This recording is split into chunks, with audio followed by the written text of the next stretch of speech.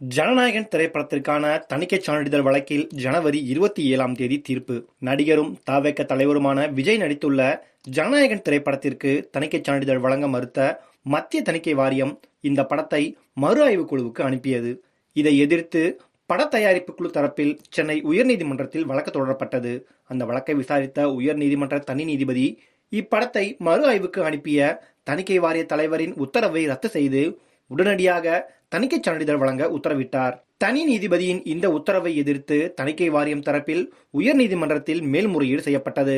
இந்த மேல்முறையீட்டு மனு மீதான விசாரணை தலைமை நீதிபதி எம் வஸ்தவா மற்றும் நீதிபதி ஜி அருள்முருகன் ஆகியோர் அடங்கிய அமர்வில் நடந்தது. அப்போது வழக்கை விசாரித்த நீதிபதிகள் ஜனநாயகன் படத்துக்கு தணிக்கை சான்றிதழ் வழங்க உத்தரவிட்ட தனி நீதிபதியின் உத்தரவுக்கு இடைக்கால தடை விதித்து விசாரணையை ஜனவரி 20ஆம் தேதிக்கு தள்ளி வைத்தனர். இதற்கிடையே இடைக்கால தடை விதித்த உயர்நீதிமன்ற உத்தரவை எதிர்த்து பட தயாரிப்பு குழு தரப்பில் உச்சநீதிமன்றத்தில் மேல்முறையீடு செய்யப்பட்டது.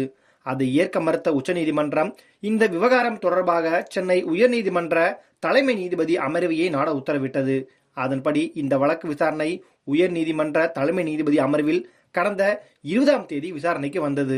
அப்போது மத்திய தணிக்கை வாரியம் தரப்பில் கூடுதல் சொலிசிட்டர் ஜெனரல் ARL சுந்தரேசனும் பட தயாரிப்பு குழு தரப்பில் மூத்த வழக்கறிஞர் சதீஷ் பராசரனும் ஆஜராகி வாதிட்டனர். இருதரப்பு வாதங்களையும் கேட்ட நீதிபதிகள் இந்த மேல்முறையீட்டு வழக்கின் தீர்ப்பை தேதி குறிப்பிடாமல் தள்ளி வைத்தனர். இந்நிலையில் நீதிபதிகள் தற்போது இந்த வழக்கில் ஜனவரி 27ஆம் தேதி காலை தீர்ப்பளிக்க உள்ளனர். தற்போது விஜய் ரசிகர்கள் மட்டுமின்றி ஒட்டுமொத்த தமிழ் சினிமாவும் இந்த தீர்ப்பை எதிர்நோக்கி காத்திருக்கிறது.